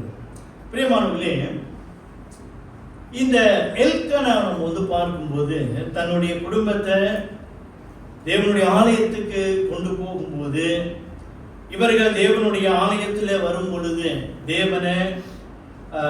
தேவனுக்கு பயந்து தேவனை ஆராதிக்க, ஊழியம்னா என்ன, பலி செலுத்துதல் என்றால் என்ன என்பதை கற்றுக்கொள்ள எல்கானா முடிவு எடுத்திருப்பாரு. எவ்வளவு சிரமம் இருந்தாலும் அவர் வந்து கொண்டு போகிறத நம்ம வந்து பார்க்கிறோம். ஆனால் பிரியமானவர்களே, இந்த ஆலயத்தில் இந்த ஷீலோவிலே நம்ம வந்து பார்க்கிறோம், இந்த ஏலியும் இந்த 2 குமார்கள் ஒப்னி பினேயாஸ். ஏலி நல்ல ஒரு ஆசாரியர். ஆனால் அவர்களுடைய 2 பையன்களும் தேவனுக்கு விரோதமாக ஆலயத்திலேயே பாவம் செய்யக்கூடிய, மீறுதல் செய்த பிள்ளைகளாக அங்கே வந்து காணப்படுகிறார். அதன் பிறகு நம்ம வந்து பார்க்கிறோம், சாமுவேல் இதே ஷீலோ இதே ஆலயத்துல தான் அவன் வந்து ஊழியம் செய்கிறத பார்க்கிறோம். அப்போ எல்கானாவுடைய பிள்ளை பிறகு நம்ம வந்து பார்க்க சாமுவேல் நல்ல ஒரு பக்தியுள்ள பிள்ளையாக வளருகிறான். ஆனால் இங்கே ஏலி, ஆலயத்திலே இருந்து ஊழியம் செய்கிற அந்த ஏலி, அவனுடைய 2 பிள்ளைகளும் வழி தப்பி போகிறத நம்ம வந்து பார்க்கிறோம். பிரியமானவர்களே, இன்னைக்கு திருச்சபையில நம்ம அப்படிதான் பார்க்கிறோம். பிள்ளைகள் அப்படி நம்ம வந்து சொல்லும்போது, சில பிள்ளைகள் வந்து ஆவிக்குரிய ஜீவியத்தில் அவர்கள் சுகமாக வளருவார்கள். இந்த சில பிள்ளைகள் வந்து நம்ம வந்து பார்க்கிறோம், அவர்கள் இந்த ஒப்னி பினேகாசை போல தேவனுக்கு விரோதமாக பாவம் செய்கிறார் அப்படின்னு சொல்ல, என்னன்னா தவறான வழியில அல்லது பெற்றோர்கள் விரும்புகின்ற வண்ணமாக வந்து வளர மாட்டாங்க. இது தேவனுடைய ஆலயத்தில் காணப்படுகிற ஒரு ஒரு ஒரு சினாரியோ, ஒரு காரியத்தை நம்ம வந்து பார்க்கணும். நல்ல விசுவாசத்துல வளரக்கூடிய பிள்ளைகள், இன்னொன்னு நம்ம வந்து பார்க்கிறோம், பக்தியில தேராத பிள்ளைகளை நம்ம வந்து பார்க்கிறோம். இதனுடைய முடிவு என்ன நடந்தது நமக்கு நல்லாவே தெரியும். சாமுவேல் ஆசாரியனாக மாறினாரே. ஏலியுடைய பிள்ளைகளை 2 பிள்ளைகளும் அவங்க தேவனால் கொலை செய்யப்பட்டதை நம்ம வந்து பார்க்கிறோம். ஏனென்றால் தேவனுடைய ஆலயத்தில் அவர்கள்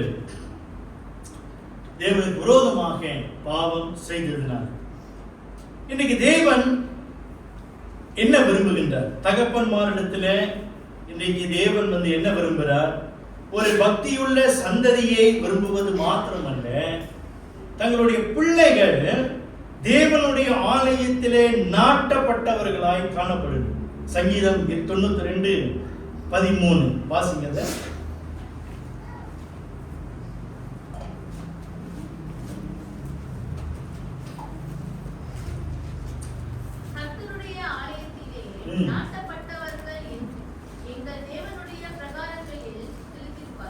கர்த்தருடைய ஆலயத்திலே நாட்டப்பட்டவர்கள் எங்கள் தேவனுடைய பிரகாரங்களில் செழித்திருப்பார்கள் அப்படின்னு பார்க்கணும். அதாவது கர்த்தருடைய ஆலயத்திலே நாட்டப்பட்டவர்கள் என்று சொல்லும் பொழுது தேவனை தேடுகிறவர்களாகவும் தேவனிடத்தில் அன்பு கூறுகிறவர்களாக இருக்கின்ற அந்த பிள்ளைகள் அவர்கள் தேவனுடைய பிரகாரங்களில் செழித்திருப்பார்கள் என்று நம்ம வந்து பார்க்கிறோம். அப்ப எல்கானா மட்டும் இல்லை, நம்ம வந்து பார்க்கிறோம் அன்னால். பிறகு நம்ம வந்து பார்க்கிறோம் இந்த சாமுவேலுக்காக அதிகமாய் பிரயாசப்பட்டது. குறிப்பாக அன்னால் அதிகமாக சாமுவேலுக்காக ஜெபித்ததை நம்ம வந்து பார்க்கிறோம். அப்போ இன்றைக்கு தகப்பன்மார்கள் இன்னைக்கு நம்ம வந்து உணர்ந்து கொள்ளணும், பிள்ளைகள் வளர்த்தெடுப்பது கடினமான காரியம்தான். இன்றைக்கு குறிப்பா அந்த காலகட்டத்தில் பிள்ளைகளை வளர்த்தெடுப்பது மிக முக்கிய கடினமான காரியம். ஆனால் இன்றைக்கு தகப்பன்மார்கள் ஒரு நல்ல ஒரு மாதிரியை இன்றைக்கு காட்ட வேண்டும். கிறிஸ்தவ தகப்பன் மாதிரியை ஒவ்வொரு தகப்பன்மாரும் காட்ட வேண்டும். இன்னைக்கு உலகத்தில் உள்ள தகப்பன்மார் எப்படி வாழ்கிறார்கள் என்பதை அதை பார்த்து நம்ம மாதிரியை பின்பற்றவே கூடாது. இன்னைக்கு தேவன் நமக்கு தம்முடைய வேதத்துல கொடுத்திருக்கிறதான பக்தர்களுடைய வாழ்க்கையை நம்ம பார்த்து அவங்களுடைய வாழ்க்கையின் மாதிரியை பார்த்து இன்றைக்கு நம்முடைய பிள்ளைகளை நாம் வளர்க்கணும். ஆனால் வளர்ப்பதற்கு முன்பதாக இன்னைக்கு நம்முடைய வாழ்க்கை தகப்பன்மார்கள் நம்மளுடைய வாழ்க்கையில இந்த பக்தி பரவசம் காணப்படும். பக்தி பரவசம் காணப்படும். நான் இப்பொழுது நான் சொல்லுவேன், பல முறை நான் இந்த உதாரணம் நான் கொடுத்திருக்கிறேன். தாய் நண்டு தன்னுடைய பிள்ளைக்கு, பிள்ளையா குட்டியா தெரியல, தாய் நண்டு தன்னுடைய குட்டிக்கு, குட்டி இல்லையா பிள்ளையா, சரி பிள்ளை, பிள்ளைக்கு குட்டிக்கு என்ன வித்தியாசம்? ஒன்று தானே. சரி, என்ன சொல்லுமா? நீ நேரா நட அப்படின்னு சொல்லுமா. நீ நேரா நடக்கணும் அப்படின்னு. அது நேரா நடக்குமா? நடக்கவே நடக்காது. ஏன் நடக்காது?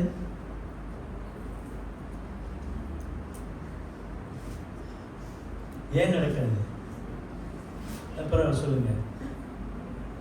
ஏன்னா அதுவே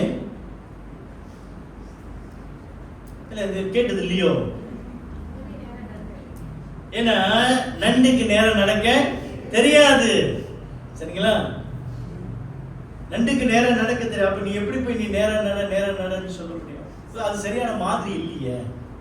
அப்ப இன்றைக்கு தகப்பன்மார்கள் ரொம்ப முக்கியங்க. நீங்க ரொம்ப முக்கியம். கடவுள் பாருங்க, விசேஷமா தகப்பன் என்ற அந்த ஸ்தானத்தை கொடுத்திருக்கிறார் பார்த்தீங்களா? ஃபாதர். சரியா? காட் த ஃபாதர், பிதாவாகிய தேவன்.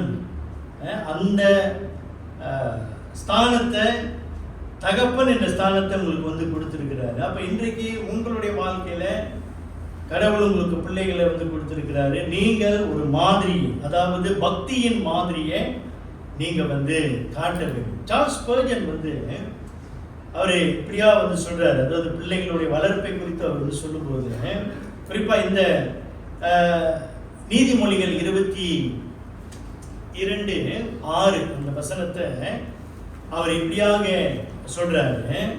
அப்ப அந்த வசனத்துல நீங்க பாத்தீங்கன்னா, நீதிமொழிகள் 22:6 பிள்ளையானவன் நடக்க வேண்டிய வழியிலே அவனை நடத்து, அவன் முதிர் வயதிலும் அதை விடாதிருப்பான். சரிங்களா? சார்ல்ஸ் ஸ்பர்ஜன் அவர் என்ன சொல்றாரு, அவருடைய புரிதலுக்கு அவர் சொல்றாரு, train your child in the way in which you know you should have gone yourself. நீங்கள் அந்த வழியிலே நடந்திருக்க வேண்டிய விதத்தை நீங்கள் அறிந்திருக்கிறபடியே உங்களுடைய பிள்ளைகளை நடத்துங்க அப்படின்னு அவர் சொல்றாரு. அப்போ இன்றைக்கு நாம் அந்த மாதிரியை, ஜெபிப்பதின் மாதிரியை, வேத வாசிப்பின் மாதிரியை, ஊழியத்தின் மாதிரியை, இன்னைக்கு ஒரு பிரச்சனை வரும் பொழுது அதை எப்படி நாம் சமாளிக்கின்ற அந்த மாதிரியை, இவைகளை நாம் நம்முடைய பிள்ளைகளுக்கு காட்ட வேண்டும். அந்த மாதிரியை இன்றைக்கு பிள்ளைகள் நம்முடைய வாழ்க்கையில பார்க்க வேண்டும். அதனால தான் நான் ஆரம்பத்தில் சொன்னேன், சிறு பிள்ளைகள் அவங்களுடைய தகப்பனை பார்க்குறாங்க, ஹீரோவா பார்க்குறாங்க. ஆனால் அதன் பிறகு நம்ம பார்க்குறோம், ஹீரோவாக அவங்களால பார்க்க முடியல. அதுக்கு காரணம் என்ன? ஏன்னா அந்த பக்தியின் மாதிரியை அவங்களால காட்ட முடியும். உலகத்தின் மாதிரியை அவங்க காட்டுறாங்க. நல்ல வேலை செய்யணும், நல்லா உடுத்தணும், நல்லா சம்பாதிக்கணும், இதெல்லாம் இந்த உதாரணம் எல்லாம் இந்த மாதிரியை நல்லா காட்டுறாங்க. ஆனா அந்த ஆவிக்குரிய அந்த பக்தி இன்றைக்கு கிறிஸ்தவ தகப்பன்மார்கள் அதிகமாய் காட்டுகிறத நம்ம அதிகமாய் காட்டுவதில்லை என்பதை நாம் பார்க்கிறோம். அதனால் தகப்பன்மார்களே, இரண்டாவதாக நீங்க புரிந்து கொள்ளணும்,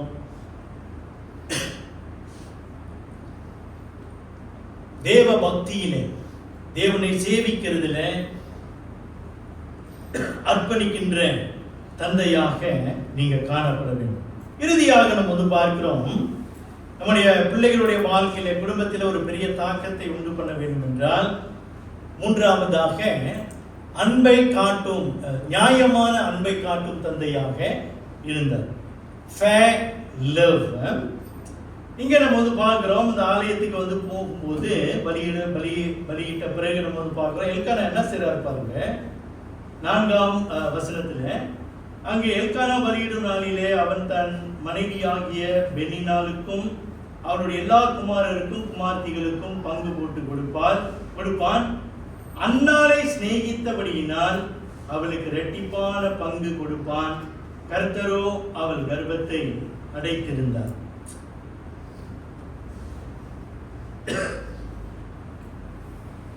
லேவியராம் புத்தகத்தில் நம்ம பார்க்கும்போது, அந்த குடும்பம் பலி செலுத்தின பிறகு, குறிப்பா தகப்பனை பலி செலுத்தின பிறகு அந்த பலிகளில் இருக்கிற மீதி அவங்க என்ன செய்யணும்னா, எல்லாத்துக்கும் சேம் போர்ஷனை, எல்லாத்துக்கும் சமமான நிலையை அவங்க கொடுக்கணும். ஆனா இங்க நம்ம பார்க்கிறோம், பெண்ணினாளுக்கும் பிள்ளைகளுக்கும் ஒரு பங்கு. அடுத்ததாக நம்ம பார்க்கிறோம், அன்னாளுக்கு இரட்டிப்பான பங்கு அப்படின்னு போட்டிருக்கோம். ஸோ இரட்டிப்பான பங்கு அப்படின்னா டபுள் அப்படின்னு இல்லை. ரெட்டிப்பான அப்படின்னா ரெட்டிப்பான வார்த்தை அப்படின்னு சொல்லும்போது டபுள் தான் சொல்லுது. அந்த மூல வார்த்தையில நீங்க பார்த்தீங்கன்னாக்கா அது டபுள் கிடையாது, ஸ்பெஷல் அப்படின்னு போட்டிருக்கு. ஸ்பெஷல் அல்லது worthy portion, அவளுக்கு கொடுக்க வேண்டிய பங்கு அவளுக்கு கொடுக்கப்பட்டது அப்படின்னு சொல்லப்படுகிறது. சரி, எது எப்படியோ நம்ம என்ன பார்க்கிறோம், எல்கானா 2 மனைவியையும் அவர் நேசிக்கிறார். அன்னாளுக்கு என்ன கொடுக்கணுமோ கொடுத்தான். பெண்ணினாளுக்கு என்ன கொடுக்க வேண்டுமோ அந்த பங்கை அவர் கொடுத்தார். நல்லா கவனிச்சு பாருங்க. பெண்ணினால் பிள்ளையை பெற்றெடுத்தா, ஒரு அழகான ஒரு குடும்பம், சரிங்களா? எனக்கு பிள்ளைகளை கொடுத்தால் என்ற அந்த அந்த அந்த சந்தோஷம் அவனுக்கு இருக்கும் பொழுது நிச்சயமா அவன் அதிகமான பங்கு கொடுத்திருக்கணும். அன்னால் எனக்கு வேதனையை கொடுத்தார். பிள்ளை கொடுக்கல, வேதனையை தான் எனக்கு கொடுத்தாள், விசனத்தை கொடுத்தாள். அதனால அவளுக்கு குறைவான பங்கு கொடுத்திருக்க வேண்டும் என்று நாம் நினைக்கலாம். ஆனா பிரியமானவர்களே, எல்கானா அப்படி செய்யல. கொடுக்க வேண்டிய அந்த பங்கு என்று சொல்லும் பொழுது அவருடைய அன்பு 2 பேருக்குமே சமமாக இருந்ததை பார்க்கிறோம். மேன்மையை கொடுத்த பெண்ணினாளுக்கு கூட கொடுக்கல, வேதனையை கொடுத்த அன்னாளுக்கு குறைத்து கொடுக்கல. 2மே சமமாக பார்க்கிறார், சமமான அன்பை கொடுக்கிறார். அப்ப இன்னைக்கு தகப்பனாகிய நாம் இன்னைக்கு ஒரு காரியத்தை நம்ம உணரணும். நான் நான் சொன்னேன் 2வது பாயிண்ட்ல, இன்னைக்கு நம்முடைய பிள்ளைகள் பக்தியில எல்லாரும் ஒரே மாதிரி இருப்பாங்கன்னு இல்லை. ஒரு பிள்ளை பக்தியில சிறப்பாக இருக்கலாம், இன்னொரு பிள்ளை பக்தியில தேறினவனாகவோ அல்லது தேறின இல்லாதவனாகவோ காணப்படுது. ஆனால் ஒரு தகப்பன் என்று சொல்லும்போது எந்த பிள்ளை விசனத்தை கொடுக்குதோ, எந்த பிள்ளை வேதனையை கொடுக்குதோ, எந்த பிள்ளை நமக்கு பாரமாக இருக்கிறதோ அந்த பிள்ளைக்கும் சமமான அன்பை நாம் கொடுக்கணும். தகப்பன்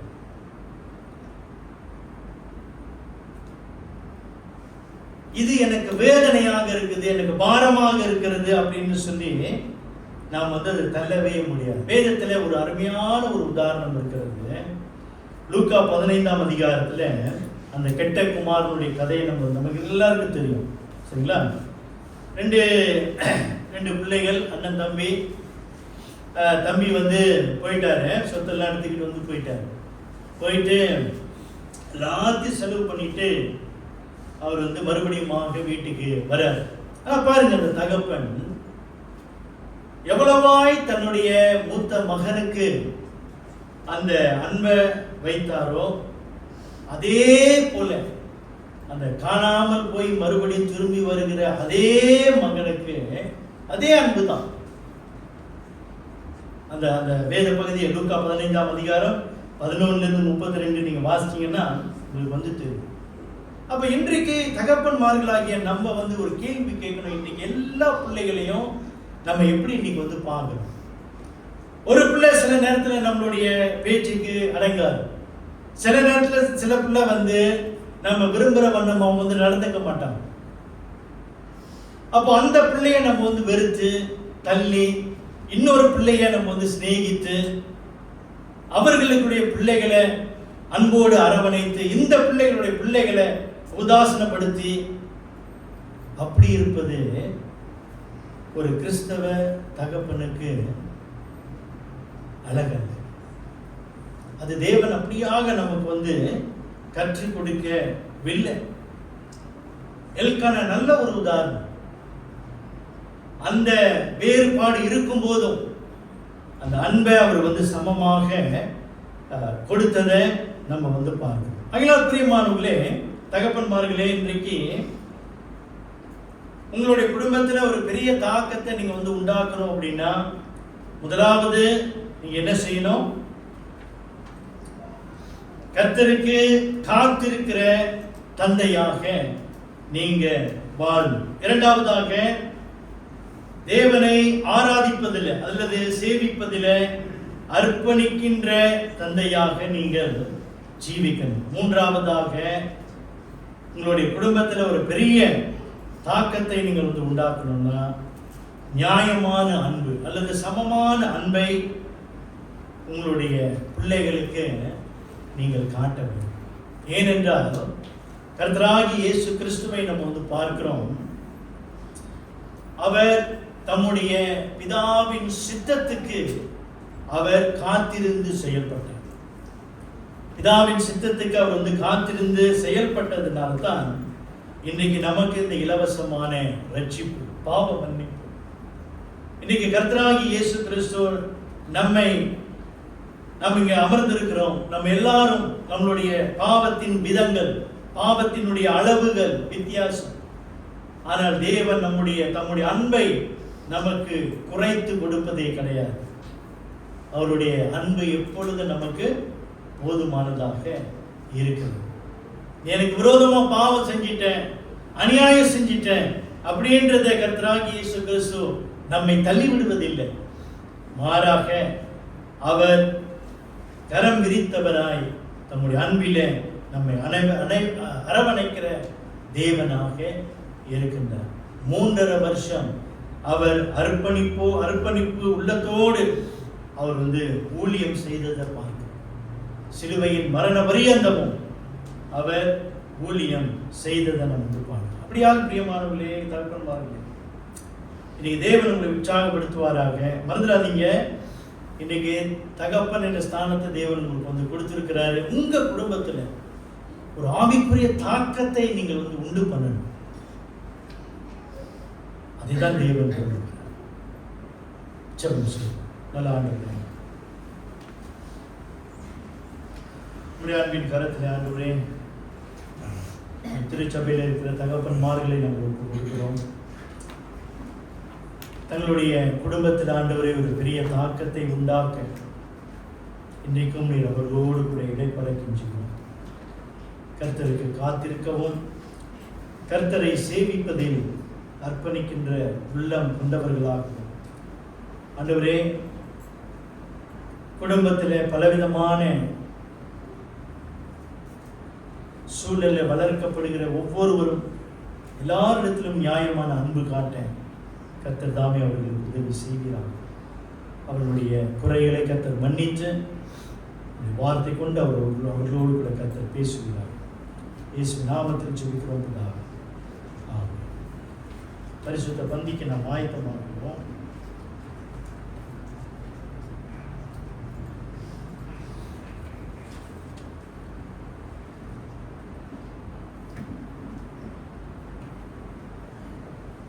பரிசுத்த பந்தியில கலந்து கொள்கிற யாவரும் நீங்கள் எழுந்து கேட்கிறேன்.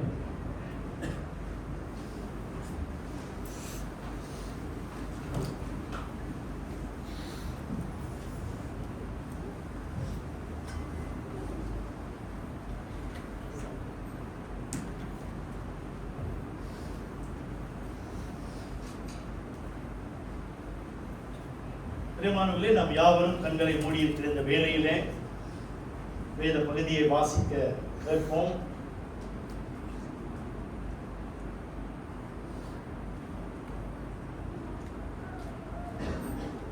ஒன்று கொரிந்தியர் 11ஆம் அதிகாரம் வசனம் 23. நான் உங்களுக்கு ஒப்புவித்ததை கர்த்தரிடத்தில் பெற்றுக்கொண்டேன். என்னவெனில் கர்த்தராகிய இயேசு தாம் காட்டிக் கொடுக்கப்பட்ட ராத்திரியில் அப்பத்தை எடுத்து ஸ்தோத்திரம் பண்ணி அதை பிட்டு நீங்கள் வாங்கி புசியுங்கள், இது உங்களுக்காக பிற்கப்படுகிற என்னுடைய சரீரமாய் இருக்கிறது, என்னை நினைவு கூறும்படி இதை செய்யுங்கள் என்றார். போஜனம் பண்ணின பின்பு அவர் அந்தபடியே பாத்திரத்தையும் எடுத்து, இந்த பாத்திரம் என் இரத்தத்தினால் ஆகிய புதிய உடன்படிக்கையாய் இருக்கிறது, நீங்கள் இதை பானம் பண்ணும் போதெல்லாம் என்னை நினைவு கூறும்படி இதை செய்யுங்கள் என்றார். கல்வாரி சிலுவையின் இயேசு கிறிஸ்துவின் மரணத்தை நாம் நினைவு கூற இன்றைக்கு ஒரு குடும்பமாக, ஒரு சபையாக நாம் வந்திருக்கின்றோம். பிரியமானவர்களே, கர்த்தராகிய இயேசு கிறிஸ்துவின் சரீரம் நமக்காக உடைக்கப்பட்டது, நொறுக்கப்பட்டது. அவருடைய திரு ரத்தம் நம்முடைய பாவங்களுக்காக சிந்தப்பட்டது. அதை இன்று நாம் நினைவு கூறுவோம். நாம் நினைவு கூற வேண்டும். ஏனென்றால் இன்றைக்கு அந்த கல்வாரி சிலுவையை நாம் நினைவு கூறும் பொழுது இன்னைக்கு நாம் எப்படிப்பட்ட வாழ்க்கையை நாம் வாழ்ந்து கொண்டிருக்கிறோம் என்பதை நாம் ஆராய்ந்து பார்க்க முடியும். ஆகையால் நீங்கள் இந்த அப்பத்தை புசித்து இந்த பாத்திரத்தில் பானம் பண்ணும் போதெல்லாம் கர்த்தர் வருமளவும் அவருடைய மரணத்தை தெரிவிக்கிறீர்கள். இப்படி இருக்க எவன் அபாத்திரமாய் கர்த்தருடைய அப்பத்தை புசித்து அவருடைய பாத்திரத்தில் பானம் பண்ணுகிறானோ அவன் கர்த்தருடைய சரீரத்தையும் இரத்தத்தையும் குறித்து குற்றம் உள்ளவனாய் இருப்பான். பிரியமானவர்களே, இன்றைக்கு இந்த பரிசுத்த பந்திக்கு நாம் வரும் பொழுது அஜாக்கிரதையோடு நாம் இதில் பங்கு கொள்ளாமல் நம்முடைய இருதயங்களை நாம் சோதித்து அறிய வேண்டும் என்று அப்போஸ்தலனாகிய பவுல் சொல்கிறார். அப்படியாக நம்முடைய உள்ளங்களை நாம் ஆராய்ந்து பார்ப்போம். இன்றைக்கு அந்த சிலுவையின் மரணத்திற்கு ஏதுவான வாழ்க்கையை நாம் வாழ்ந்து கொண்டிருக்கிறோமா, அல்லது இன்னும் பாவத்தில் நாம் ஜீவித்துக் கொண்டு பாவத்திலிருந்து மனம் திரும்பாம இன்னைக்கு நம்முடைய வாழ்க்கையை நாம் நடத்தி கொண்டிருக்கிறோம். தேவன் நம்மை மன்னிக்க விரும்புகிறார், நம்மை மன்னிக்க வல்லவராக இருக்கிறார். 1 யோவான் 1:9 சொல்வது போல நம்முடைய பாவங்களை நாம் அறிக்கையிட்டால் நம்முடைய பாவங்களை நமக்கு மன்னித்து எல்லா அநியாயத்தையும் நீக்கி நம்மை சுத்திகரிப்பதற்கு அவர் உண்மையும் நீதியும் உள்ளவராக இருக்கிறார் என்று சொல்கிறார். தேவமானவர்களே, இன்னைக்கு தேவன் மீண்டுமாக நமக்கு ஒரு வாய்ப்பை கொடுத்திருக்கிறார். அவருடைய பந்தியில் ஒரு குடும்பமாக ஒரு சபையாய் கூடி வர கலந்து கொள்ள இந்த வாய்ப்பு நமக்கு கர்த்தர் கொடுத்திருக்கிறார். ஆண்டவரே, இன்றைக்கு என்னுடைய வாழ்க்கையில் இருக்கிற இந்த பாவத்தை விட்டு விலக எனக்கு உதவித்தார் என்று கேட்போம். உங்களுக்காக நீங்கள் செபித்துக் கொள்ளுங்கள்.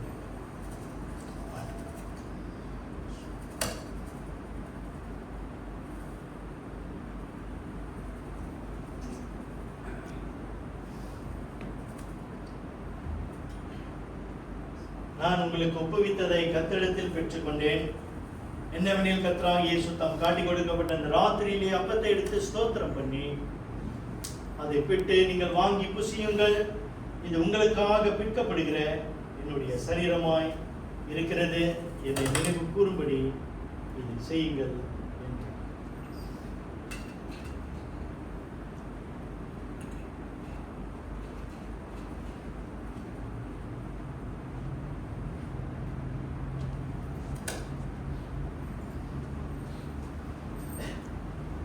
இயேசுவே என் தெய்வமே,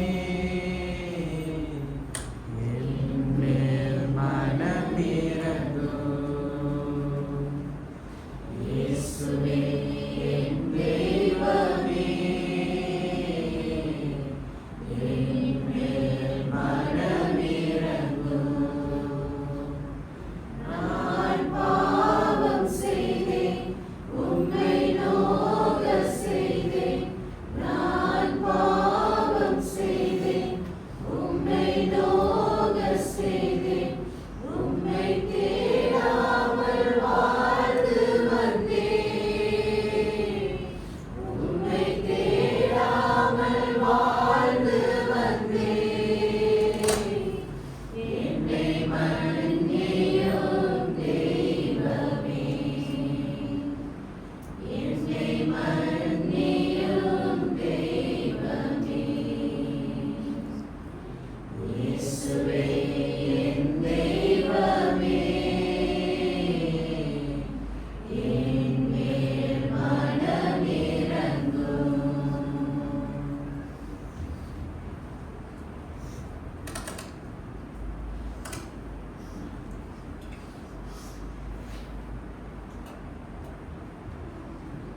அன்பு தேவ பிள்ளைகளே, கிறிஸ்து இயேசுவின் திரு சரீரம் நம்முடைய பாவ மன்னிப்புக்காக பிற்கப்பட்டது என்பதை மனதார நினைவு கூர்ந்து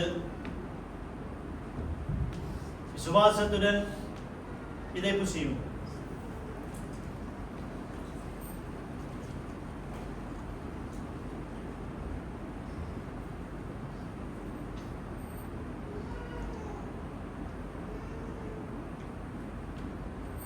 அவர் அந்தபடியே பாத்திரத்தையும் எடுத்து, இந்த பாத்திரம் என் இரத்தத்தினால் ஆகிய புதிய உடன்படிக்கையா இருக்கிறது, இதை பாடு பண்ணும் போதெல்லாம் என்னை நினைவு கூறும்படி இதை செய்யுங்கள் என்றார்.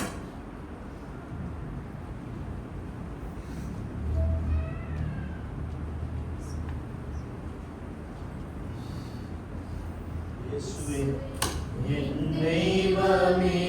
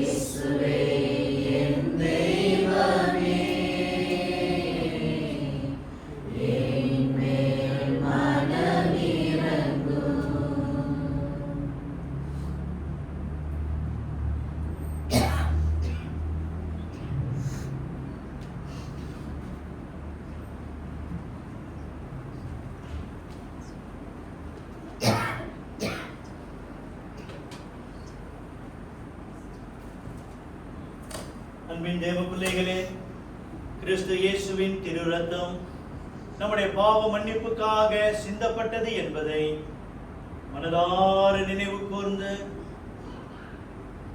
விசுவாசத்துடன் இதை பாருங்கள்.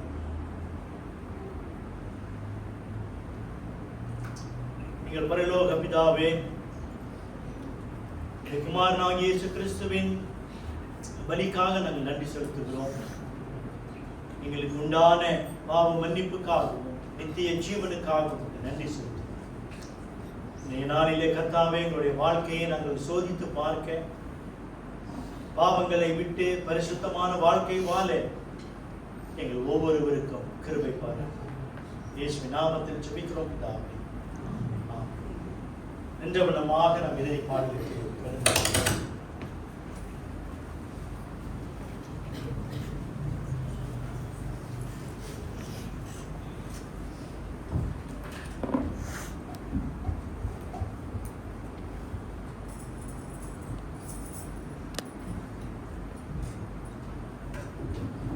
இறுதி பாடலுக்கு நாம் வருவோம்.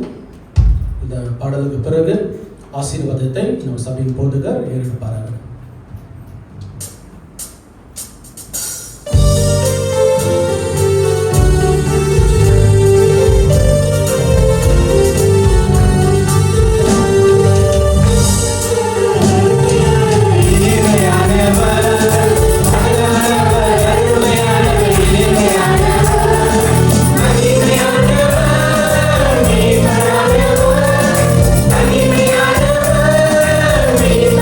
Amen.